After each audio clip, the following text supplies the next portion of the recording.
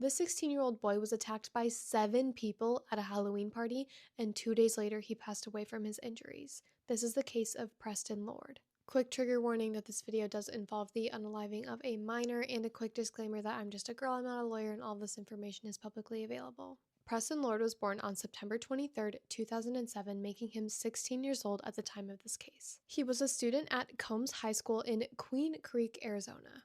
He played basketball and golf. He loved his family and friends. He loved theme parks, the color orange, the Seattle Seahawks, and the Boston Celtics.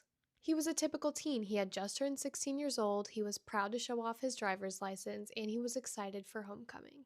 On October 28, 2023, Preston attended a Halloween party in Queen Creek. He was trying to leave the party and he found himself in the middle of a confrontation. According to court documents, the stealing of a gold chain from one of Preston's friends triggered the incident. A group of teens then ambushed Preston and his friends for what was described as a, quote, blitz-style gang-like attack, according to the Justice for Preston Lord website. Preston suffered severe blunt force injuries from the attack. He was taken to the hospital, but he passed away 2 days later, on October 30th, 2023. The medical examiner did rule his passing a homicide, which means officials were filled in and an investigation opened. In March of 2024, a grand jury indicted 7 suspects. 7.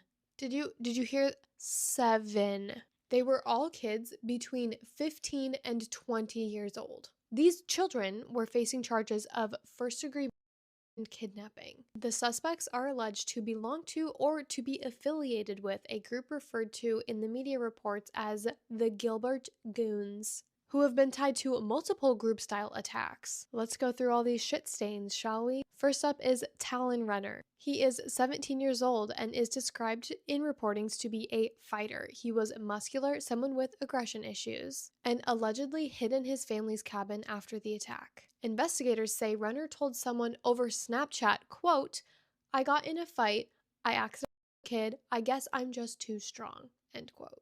What a piece of shit. Next, we have Talon Vigil. He was 17 years old, and reports say that he admitted to the crime also on Snapchat, saying, quote, "I hit a kid, and the kid hit his head, and they kicked his head in the ground, and then I got word so I DK," end quote. The fact that they're all just talking about this on Snapchat, like it's no big deal. Like you didn't just beat another kid and then he passed away from his injuries. Oh my god, it just gets worse. Next, we have William Owens Hines. He was 18 years old. He had multiple arrests prior to Preston's attack, including multiple aggravated assaults in 2022. Also, a drunk driving crash in 2023 that left another driver with a TBI, a traumatic brain injury. My god, why he wasn't locked up already, I have no idea. Next, we have Jacob Meissner, who was 17. He had juvenile court dispositions for other prior teen violence cases, so this was not his first rodeo. Dominic Turner was 20 years old. Because he was an adult, he was charged with first-degree kidnapping and aggravated robbery in relation to Preston's case. Taylor Sherman was 19 years old, also indicted in March of 2024 for first-degree and kidnapping in relation to Preston's case. And lastly, but not least, we have Tristan Bailey, who was 18 years old and who is facing first-degree and other charges. What a group of just fucking horrible people. The Gilbert Goons. Like, really? That's what you call yourself? Fucking losers. Owen William Hines ended up accepting a plea deal. He pleaded guilty to manslaughter and other charges, and in May of 2025 was sentenced to just 12 years in prison for the attack on Preston, plus an additional 5 years for an unrelated vehicular aggravated assault. But 12 years is not enough time, in my opinion. Adult crime, adult time, put him behind bars for life.